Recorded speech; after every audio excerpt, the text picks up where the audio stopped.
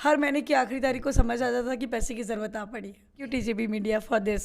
Twinkle twinkle little star how I wonder what you are up above the world so high like a diamond in the sky. मेरी income से घर को कोई सहयोग हो तो ये भी मेरे लिए बहुत बड़ी बात होती थी। जी कहा ना, मैंने बहुत बड़ा सपना देखा था जो आज पूरा हुआ। हर एक बच्चा होशियार नहीं हो सकता, ठीक है, हर एक बच्चा ज्ञानी तो पैदा हुआ नहीं है, उसे ज्ञानी बनाना है। बच्चा एक मिट्टी है और मिट्टी को ढालना है कैसे, वो हम पे निर्भर करता है, क्योंकि आजकल के बच्चे हमें ही पढ़ा देते हैं। मैं महाराष्ट्रियन ब्राह्मण हूँ।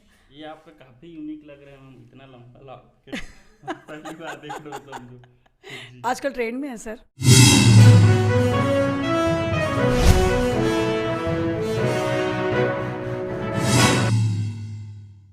जय हिंद, जय भारत, जय जोहार, जय छत्तीसगढ़। मैं अमित कुमार और आप सभी का स्वागत है टीजीबी मीडिया में।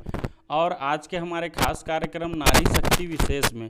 और आज हम आए हैं छत्तीसगढ़ की राजधानी रायपुर में और अभी हमारे बीच उपस्थित हैं अलका बापट जी, जो है बहुत ही गरीब और सामान्य वर्ग से जो है मैम जो है संघर्ष करके आगे बढ़ी हैं। और ये जो है इन्होंने अभी अपना खुद का जो है स्कूल स्थापित किया है। तो सर्वप्रथम स्वागत है मैम आपका। नमस्कार सर। अच्छा मैम, मेरा पहला सवाल आपसे ये रहेगा, आपका प्रारंभिक जीवन रहा हो कैसा रहा? प्रारंभिक जीवन सामान्य कैसा होता है आप सभी को पता है। सामान्य जीवन था, शासकीय विद्यालय की पढ़ाई थी, 3 भाई बहन थे और कहीं ना कहीं पैसे की कमी तो हमेशा ही रही है। परेशानियां जो एक नॉर्मल उस समय चलती थी, जो अभी हमें फेस नहीं करनी पड़ रही हैं, वो सारी चीज़ें तो चल ही रही थी। कुछ ना कुछ लगा ही रहता था।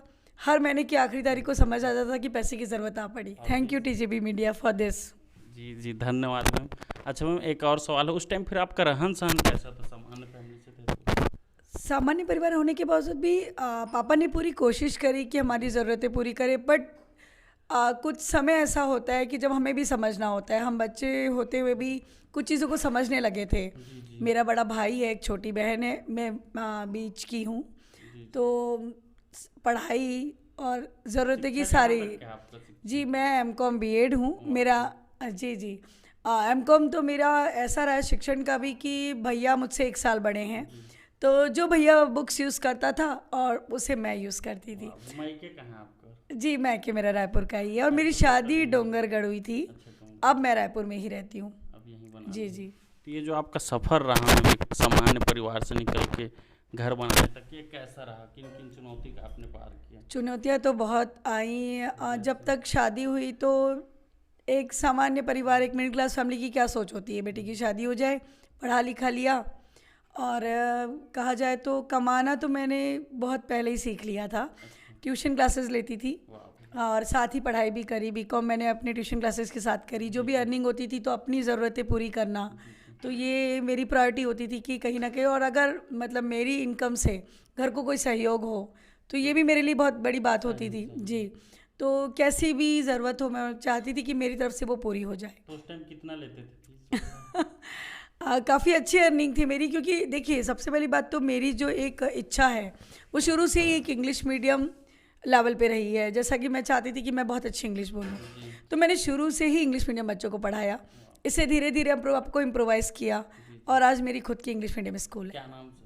जी मेरी स्कूल का नाम है श्री किड्स स्कूल। कहाँ पर है? एड्रेस बता जी ये माना कैंप में है। माना में। जी जी। चलो, अभी कितने बच्चे होंगे मैं स्कूल में आप? जी मेरे मोर देन 110 स्टूडेंट्स। हाल ही में आपका एनुअल जी फंक्शन जी हुआ, मैं बहुत अच्छा। जी जी, ये कल ही हुआ और बहुत ही अच्छे डिग्निटरीज लोग भी मेरे साथ थे। और नॉर्मल जो आसपास के हमारे डिग्निटरीज हैं वो भी हमेशा हेल्पफुल रहते हैं, हमारे स्कूल के लिए सोचते हैं, कुछ अच्छा करने की सोचते हैं। अच्छा मैम, जब उस टाइम आप संघर्ष कर रहे थे अपने यंग एज में, तो उस टाइम आपने कभी सोचा था कि ऐसा स्कूल बनेगा कुछ की? सोचा नहीं, मैंने कहा ना, मैंने बहुत बड़ा सपना देखा था जो आज पूरा हुआ।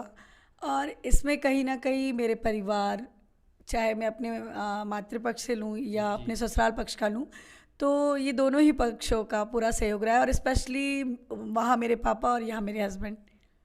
उस टाइम आपका हॉबी क्या था मैम? फिर आप हॉबी जो उस समय थी वो आज भी है। जैसे जी डांस, म्यूज़िक, रंगोली, मेहंदी, ऐसी कोई चीज़ नहीं जो मुझे करना पसंद नहीं। मतलब एकदम सर्वगुण संपन्न बोलो। नहीं, ये आप कह रहे हैं, ऐसा नहीं है, बट हाँ ये मेरे शौक है।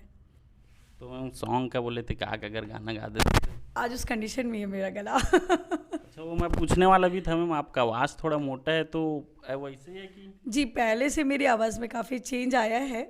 पहले आवाज़ ऐसा कहते हैं कि बहुत अच्छी थी, बट अब जो आज जो क्वालिटी आपको सुनाई पड़ रही है वो थोड़ा प्रॉब्लम है। बहुत बुलंद है मैम, बढ़िया है। जी, नारी शक्ति गले पे भी नज़र आ रही है। सही सही। अच्छा, एक और मैम, बच्चे को आप मोटिवेट कैसे करते हैं, बच्चे लोग को? जी, ये तो मेरा बहुत अच्छा अनुभव रहा है, क्योंकि गत 15-16 साल हो गए मुझे इस फील्ड से, और मैंने टीचर से शुरुआत करी। 1 साल ही मैं सिर्फ टीचरशिप पे रही, और उसके बाद कंटिन्यूशन में मुझे एक HM की प्रिंसिपल की पोस्ट मिली। काफ़ी अनुभव रहे, उतार चढ़ाव आए ज़िंदगी में, बहुत कुछ सीखा, और मैंने कभी भी इसको नेगेटिवली नहीं लिया। हमेशा ये सोचा कि अगर कोई परेशानी मेरे सामने आई तो मुझे उसे फेस करके आगे बढ़ना है और कुछ अच्छा करना है। तो वो मैंने कभी उसको हमेशा पॉजिटिव वे में लेके आगे बढ़ने की कोशिश बच्चे करी। लोग को मोटिवेट कैसे हाँ, करते तो हो? बच्चों की बात मैं बोलूँ तो जैसे मेरा जो अनुभव रहा वो ऐसा रहा कि जैसे हमारे पास नर्सरी के बच्चे आते हैं, तो एडमिशन की फर्स्ट साइड वही होती है, काउंसलिंग करना बच्चों को। और अब बच्चे आते हैं तो पेरेंट्स की एक्सपेक्टेशन यही होती है कि वो एक दिन में सारा कुछ सीख जाए। ये तो हो ही नहीं सकता। तो हमें उन्हें ये बताना होता है कि देखिए, आपके लिए ये बच्चा एक अकेला है, मेरे पास 100 बच्चे हैं। अब 100 को कैसे डील करना है, हर पेरेंट्स को कैसे डील करना है और कैसे उन्हें समझाना है। तो हमारा ये रहता है कि बच्चों को हर लेवल पे, देखिए हर एक बच्चा होशियार नहीं हो सकता, ठीक है, हर एक बच्चा ज्ञानी तो पैदा हुआ नहीं है, उसे ज्ञानी बनाना है। बच्चा एक मिट्टी है, और मिट्टी को ढालना है कैसे, वो हम पे निर्भर करता है। बहुत सुंदर। एक और महत्वपूर्ण सवाल मैम आपसे, पुराने शिक्षा पद्धति और वर्तमान शिक्षा पद्धति, इसमें आप क्या कहना चाहेंगे? मैं आज जी बिल्कुल, आज की जो शिक्षा व्यवस्था है उससे मैं काफ़ी खुश भी हूँ और नाखुश भी। खुश इसलिए कि टेक्नोलॉजी चेंज होने के कारण बच्चे जैसे बैकलेस स्टडी जो कहते हैं, तो मुझे नहीं लगता कि बुक के बगैर बच्चा पढ़ सकता है। बुक ज़रूरी है। अब बुक ज़रूरी है तो ये किसी ना किसी तरीके से पेरेंट्स को और सोशल जो देखा जाए माँ बाप को ये बर्डन लगता है, बट ये बर्डन नहीं है। अब जब तक देखिए यहाँ जो स्किल्स होती हैं, जब तक आप कोई भी चीज़ देखेंगे नहीं, समझेंगे नहीं, बोलेंगे नहीं, लिसनिंग इज़ वेरी इंपॉर्टेंट। आप समझेंगे नहीं तो आप बोलेंगे कैसे? जब कोई इंसान बहरा होता है तो वो कैसे, वो समझ ही नहीं रहा, उसका आई कांटेक्ट नहीं है किसी से, वो समझ ही नहीं पा रहा है, तो हाउ कैन ही एक्सप्लेन? तो ये बहुत सारी चीज़ें हैं जो हम खुद आज भी सीख रहे हैं।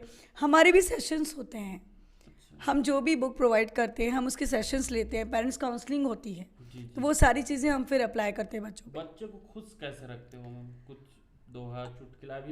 अभी तो छत्तीसगढ़ी स्कूल में हम जाते, एक टीचर से पूछा तो वो बता रहे थे कि भाई लइका मन ला खिलाया टाइप तो है। नहीं, लइका मन ला खिलाए टाइप वाली बात अब लागू नहीं होती है, क्योंकि आजकल के बच्चे हमें ही पढ़ा देते हैं। तो ऐसा नहीं है। देखिए, बच्चों को एंटरटेन करना है तो हमें पहले ये देखना पड़ता है कि बच्चे का मूड कैसा है, वो क्या चाहता है, अकॉर्डिंग टू हिम और हर हमें उनके अकॉर्डिंग ही चलना होता है। आज आप अपनी सोच उन पे अप्लाई नहीं कर सकते, आपको उनके हिसाब से चलना होगा जैसा वो चाहते हैं, क्योंकि देखिए हर एक की स्किल्स अलग अलग है। हर बच्चे की सोच ज़रूरी नहीं है कि वो स्पोर्ट्स पे हो, ज़रूरी नहीं वो एकेडमिक पे हो, और ज़रूरी नहीं कि वो एक्टिविटी पे हो। तो हमें जो बच्चा एकेडमिक पे पेंसिल लेके नहीं पकड़ पा रहा है तो हमें उसे किसी और एक्टिविटी को लेके आगे बढ़ाना होता है। बहुत अच्छा लग रहा है मैम यहाँ तक बात करके। साथ ही एक और सवाल मैम आपसे, जैसा आपका गेटअप देख रहे हैं मैम काफ़ी अच्छा है, तो ये ऐसा लुकिंग कब से है मैम? मुझे अच्छा रहना पसंद है, मैं शौकीन हूँ, मुझे टिप टॉप रहना जिसे कहते हैं पसंद है। अच्छा, कल्चर कौन सा आता है मैम आपका? मैं महाराष्ट्रियन ब्राह्मण हूँ, बट मुझे आज तक किसी ने मराठी नहीं कहा, कोई मुझे बंगाली कहता है। ये आपका काफ़ी यूनिक लग रहा है मैम, इतना लंबा पहली बार देख रहे हो समझो। आजकल ट्रेंड में है सर। अच्छा, बच्चों लोग को मोटिवेशन करने के लिए, उनको खुश करने के लिए 2 लाइन कुछ। देखिए, सबसे पहले तो ना नॉर्मल जब बच्चे स्कूल में आते हैं ना तो उन्हें 2-3 पोएम है जो बहुत पसंद होती है। सपोज अगर बात करें तो बेसिक, जो एकदम बेसिक बच्चों की फेवरेट होती है, जो माँ बाप मतलब मम्मी उनकी सिखाती है, और फर्स्ट मदर तो मम्मा ही होती है उनकी। तो वो यही बोलती है, बेटा सबसे पहले बोलो twinkle twinkle little star how I wonder what you are up above the world so high like a diamond in the sky. That's all. बहुत सुंदर मैम, पूरा आपने जो है एक्टिंग करते हुए बताया, बहुत अच्छा लगा। एक और मेरे मन में सवाल उठ रहे मैम, आप हिंदी मीडियम से पढ़े थे लेकिन आपने इंग्लिश मीडियम स्कूल खोले, तो इसके बारे में क्या कहना चाहेंगे? मैंने अभी आपको इंटरव्यू में भी बताया कि ये मेरा शौक़ था। जैसे कहते हैं ना कि एक बंदा बहुत एम्बिशियस होता है, तो बस मुझे अपने आप को ग्रो करना था, आगे बढ़ाना था, और इस मेरा मेन बेसिक यही था कि मेरी इंग्लिश अच्छी हो। और बचपन से ही जो मेरी इंग्लिश टीचर होती थी वो ही मुझे सबसे अच्छी लगती थी, तो आज भी वो याद आती हैं और वो मेरे लिए एज आ आइडल बनते हुए, और धीरे धीरे बस करते गई और आज इस मुकाम पे हूँ। चलो ठीक है, बहुत अच्छा लगा मैम आपसे बात करके। एक अंतिम सवाल मैम आपसे, अगर आपके मन में कुछ बात छूट रही होगी तो आप हमारे मीडिया के माध्यम से जो आपके बच्चे होंगे, जो स्टूडेंट होंगे या जो हमारे दर्शक देख रहे हैं, उनको आप क्या संदेश देना चाहेंगे? As a mother, as a teacher, as a principal और एज अ स्कूल हेड, मैं आप सभी से रिक्वेस्ट करूँगी कि प्लीज़ अपने बच्चों को प्रेशर ना दें। ये ना बोले कि सिर्फ पढ़े, ज़रूरी नहीं कि बच्चा सिर्फ एकेडमिक पे फोकस करके आगे बढ़ सकता है, कुछ बन सकता है। आज आप देख रहे होंगे स्पोर्ट्स में भी बच्चे आगे बढ़ रहे हैं, और भी बहुत सारी ऐसी एक्टिविटीज़ हैं जिसमें बच्चे आगे बढ़ सकते हैं, चाहे वो आपकी आर्टिस्टिक चीज़ें हों, चाहे वो किसी भी फील्ड में हो, बच्चा आगे बढ़े, you have to support them, that's all. बहुत बहुत धन्यवाद मैम आपका, और आपसे बात करके बहुत ही अच्छा लगा मैम, और अपना कीमती समय देने के लिए बहुत बहुत धन्यवाद। जी, मुझे भी आपसे बात करके बहुत अच्छा लगा। इस मीडिया के लिए थैंक यू सो मच। जी धन्यवाद मैम पुनः आपका। तो साथियों, आज हमारे बीच थे छत्तीसगढ़ के राजधानी रायपुर से अलका बापट मैम, जो काफ़ी जो है संघर्ष करके जो है एक साधारण परिवार से जो है निकल के यहाँ तक के अपना जो है मुकाम हासिल किए। और उम्मीद है कि ये कहानी जो है काफ़ी आपको पसंद आए, स्पेशली जो है इस कहानी को युवा वर्ग के जो हैं वो ज़रूर देखें। और इसी उम्मीद के साथ ऐसे ही न्यूज़ और ऐसे ही खबर के लिए बने रहें टीजीबी मीडिया के साथ। मैं अमित कुमार, धन्यवाद।